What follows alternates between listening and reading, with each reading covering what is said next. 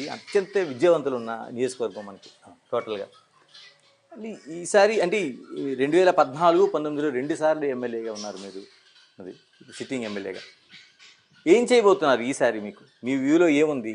బాపట్ల ప్రాంత ప్రజలు కూడా 2014, 2019లో 2 సార్లు, మరి ఒకసారి 6,000 అయితే రెండోసారి 16,000 ఓట్లతో గెలిపించి, మరి ఇదొక వైఎస్ఆర్ కాంగ్రెస్ పార్టీకి అడ్డగా మేము చూపించిన తర్వాత ఆయన కూడా మమ్మల్ని గుర్తించి మమ్మల్ని గౌరవించి మరి మాకు బాపట్ల జిల్లా కేంద్రంగా చేయటం, మరి జిల్లా కేంద్రం చేయటమే కాకుండా బాపట్లకి మెడికల్ కాలేజ్ ఇవ్వటం, ఒక టీచింగ్ హాస్పిటల్ 520 కోట్ల రూపాయలతో రావటం, ఒక చిన్న బాపట్ల, పాత బాపట్ల, ఇటువంటి దాంట్లో ఇంత పెద్ద మరి ఒక మాకు ఆయన ఇచ్చినటువంటి గొప్ప సహాయం, మరి దానికి ఏం చేసినా కూడా మేము రుణం తీర్చుకోలేం.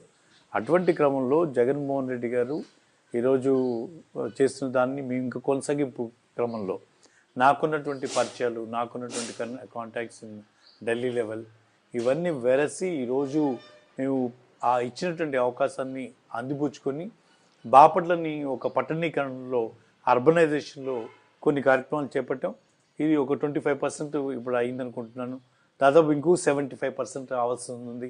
వచ్చేటువంటి మెడికల్ కాలేజీ మేము సెలెక్ట్ చేసినటువంటి స్పాట్ దాదాపు బాపట్ల పట్టణానికి ఆనుకుని ఉంటుంది.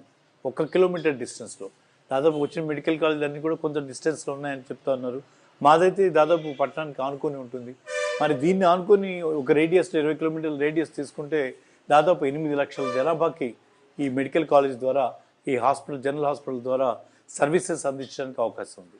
కాబట్టి వీటన్నిటి కూడా అంతర్గత రోడ్లు, కనెక్షన్స్ టు ది హాస్పిటల్ అనేది కాన్సెప్ట్తో మరి రాబోయేటువంటి రోజుల్లో ఇంకా రోడ్ల విస్తరణ కార్యక్రమాలు, కొత్త రోడ్ల నిర్మాణాలు చేయాల్సినటువంటి అవసరం ఉంది.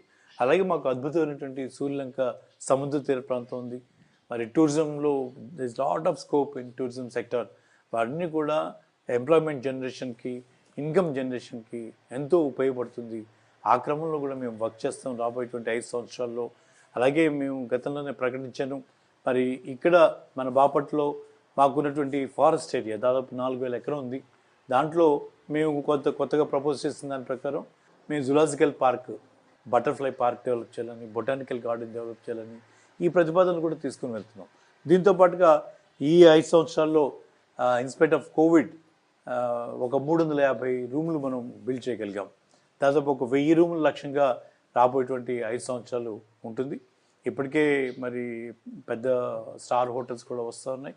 తప్పకుండా మెయిన్ ఏదైతే కనెక్టింగ్ రోడ్స్ ఉన్నాయో వాటి మీద దృష్టి పెట్టాం. ఇప్పటికే నర్సరావుపేట నుంచి వచ్చేటువంటి road, NH road up to వాటరే వస్తూ ఉంది. దాన్ని కొనసాగించి మరి మరుప్రోలు వారిపాలెం బైపాస్ దాకా ఆ రోడ్డుని తీసుకురావడం ద్వారా మరుప్రోలు వారిపాలెం, అటు దేవినూతుల, పాండురంగాపురం, మరి వీటన్నిటిని కూడా వాటర్తో కలుపుతూ ఒక అద్భుతమైనటువంటి ప్రాంతంగా, మరి అవన్నీ కూడా ఇన్కమ్ జనరేషను, ఎంప్లాయ్మెంట్ జనరేషన్గా ఆ ప్రాంతం అంతా కూడా చక్కగా డెవలప్ అవుతుందని చెప్పి నమ్ముతాను. అంటే ఎన్నికలంటేనే చాలా వరకు సామాజిక వర్గాల లెక్కలు చూపిస్తూ ఉంటారు.